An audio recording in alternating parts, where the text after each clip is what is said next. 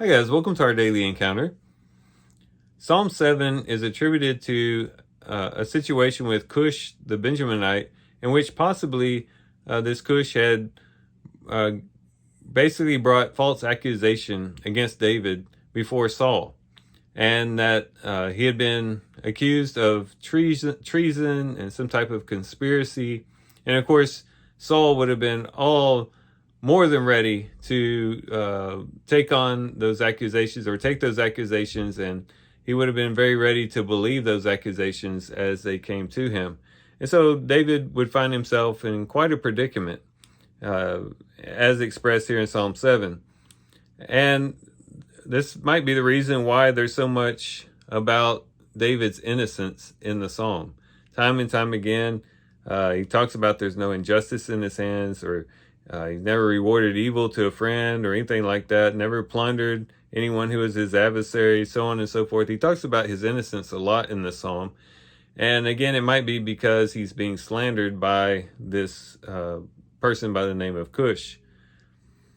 But it's verses 10 and 11 that we want to focus on for our devotion today, where he says, "My shield is with God, who saves the upright in heart. God is a righteous judge, and a God who has indignation every day." So here the psalmist is recognizing that God was his shield.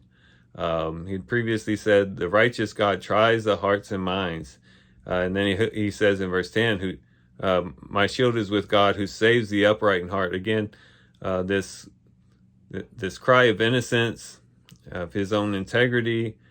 God knew David's heart in this particular situation and would have known that he was innocent. And so he says that God is a righteous judge. God's going to judge in this particular situation, and God's going to be able to tell who's in the right and who's in the wrong. But then he makes this statement. He says, "And a God who has indignation every day." Now that might seem like a very unpleasant statement to a lot of people. A lot of times God is pictured as this grandfather in the sky who never gets angry, always has a smile on his face. You can never do anything wrong. If you do something wrong, he just kind of maybe laughs it off, or just kind of overlooks it. Here we have a totally different picture, where we have a God who has indignation every day. And that's the type of God that perhaps we don't want to picture in our minds. We don't want to think about a God who gets angry, who's indignant, and deals with wrongs in a very serious way. But we ought to look at it from another way, because here the psalmist is speaking about this actually in a positive way. He's not saying, he's not criticizing God here by saying God has indignation every day. God's so harsh and so difficult to get along with, and that type of thing. He's actually saying this in a good way. He's saying God is a righteous judge. He said that right before it. He says God is a righteous judge and a God who has indignation every day. For a person who's being wronged, for a person who's being slandered in this particular case, but you could think of a lot of other situations where a person has been wronged, a person has been hurt, or maybe a person's loved ones has been taken advantage of or been injured in some way. To a person who has been wronged in that way, you kind of want an indignation or an indignant God. You want a God who doesn't like injustice, a God who doesn't like it when people are wronged and when people are hurt and when people are injured.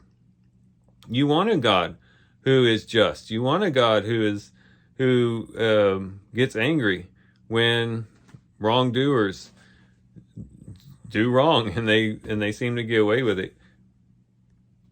We want a God who's indignant in those particular situations, and that's definitely the case. And that ought to bring us comfort, because whenever we get wronged, whenever someone comes up against us and maybe hurts us in some way, or falsely accuses us of something, or just tries to just try to work against us in some way, to oppose us, we can take comfort in the fact that when we go to the Lord in prayer, we're going to a God who cares. We're not going to a God who is indifferent, a God who says, well, yeah, it's okay. Maybe sometimes because maybe we don't see God working or acting right away, we might think that God's indifferent, but he's not. If we're angry in this situation, he's angry at it too. He doesn't like it any more than we do.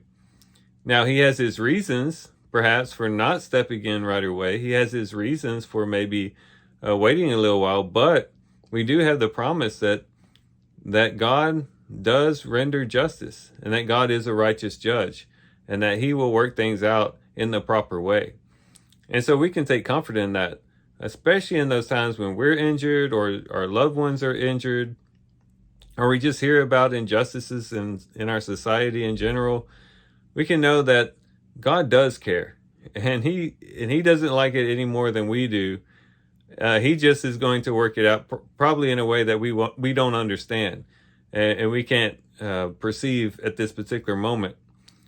But God does care, and I think that can bring comfort to us. So when we read about God being one who has indignation every day, let's not see it as a bad thing. Let's see it as a good thing. That means that God is just. It means that God's going to right the wrongs. God is going to deal with those who take advantage of other people, who misuse other people, who abuse other people. They're going to have their day. And the Lord knows it. He knows what they're doing. He recognizes it. He doesn't like it. And he's going to do something about it. So we can take comfort in that. So these are some things we can reflect on and think about as we do our readings today. With that, guys, I do thank you for watching the video today. Hope you guys have a great day. Love you guys. God bless.